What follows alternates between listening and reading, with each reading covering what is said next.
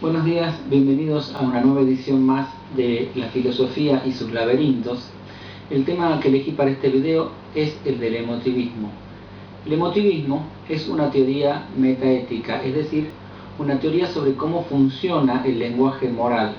La metaética es una disciplina relativamente reciente, surgida a principios del siglo XX, y que, a diferencia de la ética normativa tradicional, que se ocupaba de buscar, entre otras cosas, los principios generales de moralidad, y se preguntaba cosas tales como qué es lo bueno en sí mismo, etc. La metaética, por el contrario, se ocupa de un problema mucho más modesto, que es el problema de qué decimos cuando decimos que algo es bueno, o qué decimos cuando decimos que algo debe hacerse, entre otros problemas. Es decir, se ocupa de analizar el lenguaje que utilizamos en la moral, el lenguaje que principalmente se expresa en juicios normativos, como se debe hacer, por ejemplo, no se debe matar, o en juicios valorativos, como por ejemplo, ayudar es bueno. El emotivismo, particularmente, cuestiona a toda teoría metaética anterior, que suponía que los juicios morales son descripciones de algún tipo. Es decir, que cuando uno decía, por ejemplo, que ayudar es bueno, lo que estaba haciendo es describir alguna característica que está en la acción de ayudar, y esa característica, bueno, dependía mucho de cuál sea la teoría ética que uno sustente. Podía ser una cualidad metafísica, podía ser una cualidad empírica, por ejemplo, producir placer del mayor número, como afirmaba el utilitarismo, o en fin, una serie de cualidades que tenían en común el hecho de que eran descripciones de una propiedad.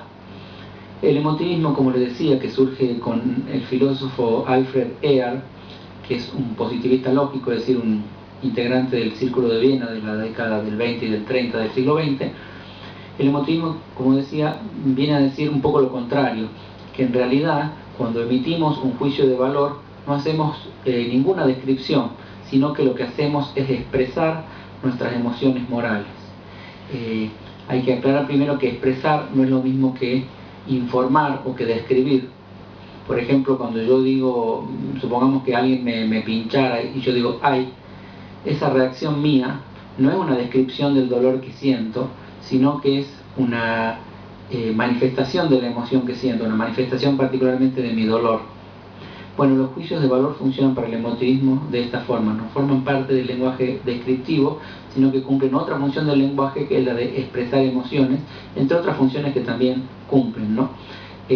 ¿Cómo sería esto en el caso, según al menos la versión del emotivismo de Alfred Ehrlich? Que hubo otras versiones, como por ejemplo la de Stevenson.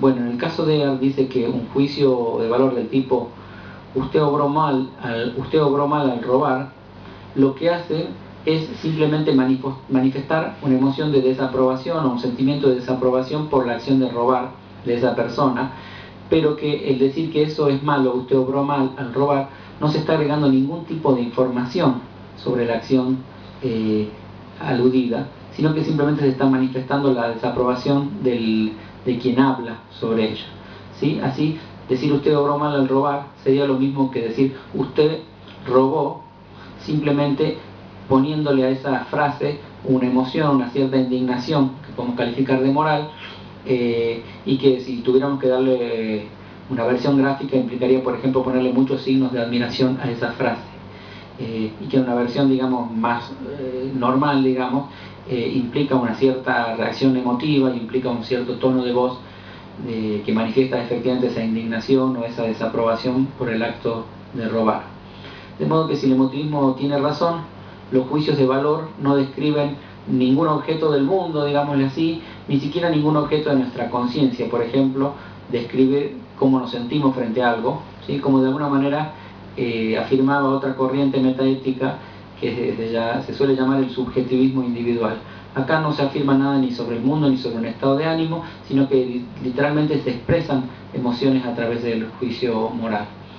Esta posición, por supuesto, tiene muchas implicancias importantes. Por ejemplo, si tiene razón el emotivismo, los juicios de valor no son ni verdaderos ni falsos, porque para algo ser verdadero o falso tiene en principio que describir alguna cosa del mundo o del sujeto. Al no ser una descripción, no es ni verdadera ni falsa, y por lo tanto no puede ser objeto de conocimiento la moral. No hay, digamos así, juicios de valor verdaderos y juicios de valor falsos, sino que simplemente hay emociones que pueden ser iguales en todos o que pueden ser diferentes, y no hay, por lo tanto, especialmente para Alfred Ear, no hay posibilidad de argumentar en cuestiones de juicios de valor propiamente, ¿no? Cuando estamos frente a juicios de valores, digamos, radicalmente diferentes, no hay cómo argumentar de forma convincente y de forma demostrativa. Bueno, esto es el emotivismo, una versión muy sintética. Personalmente me ocupé del tema del emotivismo y del subjetivismo axiológico en mi tesis doctoral, que desembocó en uno de mis libros que se llama La ética y los límites de la argumentación moral.